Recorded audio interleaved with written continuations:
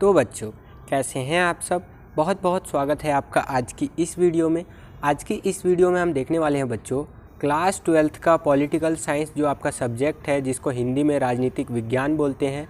तो नए सिलेबस के अकॉर्डिंग जो आपका चैप्टर 6 बनता है, जिसका नाम वैश्वीकरण है। ये पहले 9th चैप्टर था, इंग्लिश में इसको ग्लोबलाइजेशन बोलते हैं। तो इस चैप्टर का बच्चों आज की इस वीडियो में हम इम्पॉर्टेंट MCQ क्वेश्चंस देखने वाले हैं, जो कि आपके बोर्ड एग्ज़ाम में आ सकते हैं। तो चलिए वीडियो को शुरू करते हैं। और वीडियो के अंत में कुछ बातें करनी है आपसे, तो वीडियो में लास्ट तक ज़रूर बने रहिए। तो पहला क्वेश्चन आप देख सकते हैं बच्चों अपनी स्क्रीन पर। ये क्वेश्चन आपसे पूछ सकता है आपके पेपर में कि WSF का पूर्ण रूप बताइए। यानी जो WSF है उसका पूरा नाम आपको बताना है हिंदी में। इंग्लिश में भी बताऊंगा क्या कहते हैं, पहले हिंदी में देख लेते हैं। तो क्या WSF का पूरा नाम विश्व स्वास्थ्य संगठन है, या फिर विश्व व्यापार संगठन है, या फिर थर्ड नंबर पे क्या ऑप्शन है कि विश्व सामाजिक ऑर्गेनाइजेशन, या फिर फोर्थ नंबर पे है विश्व सामाजिक फोरम। ठीक है, तो जो WSF का पूरा नाम है हिंदी में जिसको आप बोल सकते हैं वो है विश्व सामाजिक फोरम। ठीक है, ये फोर्थ वाला ऑप्शन जो है आपका वो सही है। तो इंग्लिश में बच्चों इसको WSF को वर्ल्ड सोशल फोरम बोलते हैं। ये इसका इंग्लिश में फुल फॉर्म होता है। हिंदी में तो आपने देख ही लिया। अगर इंग्लिश में पूछ ले आपसे WSF का पूरा नाम, तो वर्ल्ड सोशल फोरम बोलते हैं। इससे कई क्वेश्चंस आपके बनते हैं जो कि मैंने बना रखे हैं, और वो पेपर में आने की संभावना हो जाती है। तो चलिए देख लेते हैं और क्वेश्चंस को भी बच्चों। अगला प्रश्न देखिए, दूसरा प्रश्न क्या पूछ रहा है हमसे कि WTO का पूर्ण रूप हमें बताइए। ठीक है, WTO जो है उसका पूर्ण रूप क्या है वो बताना है आपको। तो यहाँ पर आप देख सकते हैं 4 ऑप्शन है। पहला ऑप्शन देखिए क्या कह रहा है कि क्या नाम इसका क्या नाम है विश्व व्यापार संधि, मतलब इसका पूरा नाम क्या विश्व व्यापार संधि है, या फिर दूसरा है कि क्या इसका पूरा नाम विश्व संगठन व्यापार है, या फिर थर्ड वाला ऑप्शन है क्या इसका नाम विश्व व्यापार संगठन है, या फोर्थ वाला ऑप्शन क्या कह रहा है कि क्या इनमें से कोई नहीं जो है सो कि सही है। तो आपको पता होना चाहिए बच्चों, जो WTO है, ठीक है, इसका पूरा नाम हिंदी में विश्व व्यापार संगठन होता है। हिंदी में इसकी अगर हम लोग बात करें पूरे नाम की, तो विश्व व्यापार संगठन ये एक ऐसा संगठन है जो कि आपका कह सकते हो व्यापार से संबंधित नियम वगैरह बनाता है पूरे विश्व के लिए। ठीक है, आगे चलते हैं बच्चों।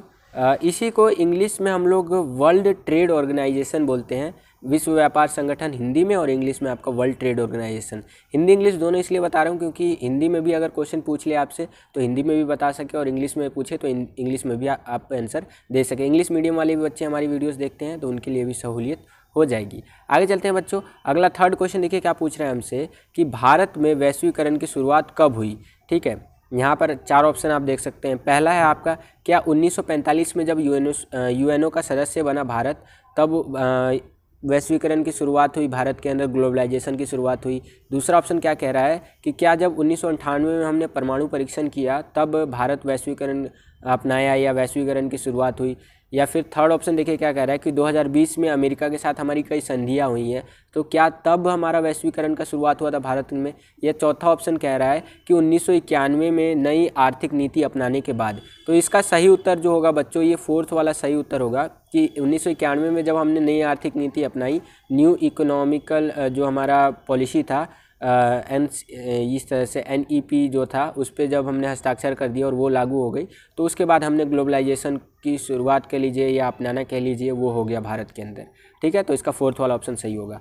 आगे चलते हैं बच्चों। अब आज का पहला होमवर्क है आपके लिए, कमेंट सेक्शन में कमेंट करके बताना है आपको कि भारत में आर्थिक वैश्वीकरण का विरोध कौन कर रहे हैं। अपने उत्तर को कमेंट बॉक्स में आपको लिखना है। ठीक है, ध्यान से समझिए क्वेश्चन को कि भारत में आर्थिक वैश्वीकरण का विरोध कौन कर रहे हैं। आर्थिक या सामाजिक राजनीतिक की बात नहीं हो रही है, यहाँ पर बात हो रही है आर्थिक की। तो आपको कमेंट में बताना है बच्चों। आगे चलते हैं, अगला प्रश्न देख लेते हैं। 5वां प्रश्न क्या पूछ रहा है हमसे कि भारत में वैश्वीकरण का समय समय पर किसने विरोध किया है। यहाँ पर भी आप 4 ऑप्शन देख सकते हैं बच्चों। पहला है क्या वामपंथियों ने विरोध किया है। दूसरा है क्या स्वयंसेवी संगठनों ने, जैसे RSS है तो इन्होंने विरोध किया है। तीसरा है क्या पर्यावरणवादियों ने इसका विरोध किया है। थोड़ा सा मिस्टाइप है तो इसको देख लीजिएगा। फोर्थ है क्या उपरोक्त सभी, इन सभी ने विरोध किया है। तो इसका सही उत्तर होगा बच्चों उपरोक्त सभी। ये सारे ही जो है, चाहे वामपंथी लोग ले लीजिए, स्वयंसेवी संगठन ले लीजिए या फिर पर्यावरणवादी ले लीजिए, इन सभी ने समय समय पर भारत के अंदर वैश्वीकरण का विरोध किया है। ठीक है, तो ये क्वेश्चन अगर पेपर में आता है तो इस तरह से आप इसका आंसर लिख सकते हैं। आगे तो छठा प्रश्न आप देख सकते हैं बच्चों, छठा प्रश्न हमसे क्या पूछ रहा है कि वैश्वीकरण के युग में कौन सा संगठन विश्व के देशों के लिए व्यापक, लिखा है यहाँ पर लेकिन ये व्यापार होगा, तो व्यापार से संबंधित नियमावली बनाता है, यानी नियम वगैरह बनाता है। अभी मैंने हिंट दिया था आपको वीडियो में, ध्यान दीजिए, कौन सा ऐसा संगठन है जो पूरी दुनिया के लिए व्यापार से संबंधित नियम वगैरह बनाता है। इसका आंसर भी आपको कमेंट सेक्शन में बताना है। तो ऑप्शंस देख लीजिए, पहला है विश्व व्यापार संगठन, दूसरा है अंतर्राष्ट्रीय मुद्रा कोष IMF, ठीक है, आगे चलते हैं, तीसरा है आपका सामाजिक एवं आर्थिक परिषद, और चौथा है आपका विश्व बैंक। तो आपको बताना है कमेंट सेक्शन में कि कौन सा ऐसा संगठन है जो व्यापार से संबंधित आपका नियम वगैरह बनाता है। अगला प्रश्न देख लेते हैं बच्चों, सातवां प्रश्न क्या पूछ रहा है हमसे। सातवां प्रश्न देखिए अब क्या पूछा है कि वैश्वीकरण के विरोध में स्थापित की गई किसी अंतर्राष्ट्रीय संस्था का नाम लिखना है आपको, कि जिसको वैश्वीकरण के विरोध के लिए बनाया गया हो, कि ये संस्था बनी ही इसलिए है कि वैश्वीकरण का विरोध हो। ठीक है, अब जैसे देखेंगे तो आम आदमी वाले कैसे बीजेपी का विरोध करते हैं, तो नहीं बोलते आम आदमी बनी ही इसलिए ताकि बीजेपी का विरोध कर सके। तो बहुत सारी चीज़ें हैं, मैं एक एग्जांपल दिया हूँ। तो यहाँ पर भी आप चार ऑप्शन देख सकते हैं। पहला है आपका विश्व व्यापार संगठन, दूसरा है आपका अंतर्राष्ट्रीय मुद्रा कोष, तीसरा है आपका विश्व सामाजिक फोरम, और चौथा है इनमें से कोई नहीं। तो इसका जो सही उत्तर होगा बच्चों वो होगा आपका ये थर्ड वाला, विश्व सामाजिक फोरम, वर्ल्ड सोशल फोरम, मैंने अभी आपको बताया था ऊपर। तो वो वाला ऐसा संस्था है, ये यहाँ पर जो आप देख भी सकते हैं, विश्व सामाजिक फोरम, WSF इसको इंग्लिश में बोल देते हैं, वर्ल्ड सोशल फोरम बोल देते हैं। तो ये एक मंच प्रदान करता है जहाँ पर आप वैश्वीकरण का विरोध कर सकते हैं। जैसे UNO एक संगठन है जहाँ पर सभी देश जाकर के अपनी अपनी समस्या बता सकते हैं। ठीक है, पूरे विश्व के लिए नए नए कानून बनाए जा सकते हैं। तो विश्व सामाजिक फोरम एक ऐसी जगह है जहाँ पर वैश्वीकरण का आप विरोध कर सकते हैं। ये एक मंच प्रोवाइड करवाता है देशों को। ठीक है, आगे चलते हैं, अगला प्रश्न देख लेते हैं बच्चों, इसी से संबंधित है आठवां प्रश्न, कि वर्ल्ड सोशल फोरम की पहली बैठक कब हुई थी। यहाँ पर भी आप चार ऑप्शन देख पा रहे होंगे बच्चों। पहला है आपका 1999 में हुई थी, दूसरा है आपका 1995 में हुई थी, तीसरा आपका कि 2001 में हुई थी, और चौथा है आपका 2020 में हुई थी। तो इसका सही उत्तर है बच्चों 2001 में हुई थी, जहाँ तक मुझे ध्यान आ रहा है। एक बार आप गूगल करके भी या अपनी NCERT बुक में भी देख लीजिएगा। मेरे को जहाँ तक याद है 99% कि 2001 में हुई थी आपकी बैठक। ठीक है, किसकी बैठक? वर्ल्ड सोशल फोरम की पहली बैठक। ठीक है, आगे चलते हैं बच्चों, अगला प्रश्न देख लेते हैं। नौवां प्रश्न क्या पूछ रहा है हमसे। नौवां प्रश्न पूछ रहा है कि वर्ल्ड सोशल फोरम की पहली बैठक कहाँ हुई थी। अभी तो ये पूछा कि कब हुई थी वर्ल्ड सोशल फोरम की पहली बैठक, अब बोल रहा है कि कहाँ पे हुई थी। तो यहाँ पर भी आप चार ऑप्शन देख पा रहे होंगे बच्चों। पहला है आपका क्या मुंबई में हुई थी, दूसरा है क्या आपका ऑस्ट्रेलिया में हुई थी, तीसरा है क्या आपका ब्राज़ील के पोर्तो अल्गेरो में हुई थी, या फिर चौथा है क्या इस्लामाबाद पाकिस्तान में हुई थी। तो इसका जो सही उत्तर होगा बच्चों वो ये थर्ड वाला होगा, ब्राज़ील में हुआ था, ब्राज़ील के पोर्तो अल्गेरो में हुआ था ये आपका वर्ल्ड सोशल फोरम का पहली बैठक। ठीक है, 2001 में हुआ था ब्राज़ील में। आगे चलते हैं बच्चों, 10वां प्रश्न देख लेते हैं। 10वां प्रश्न क्या पूछ रहा है हमसे।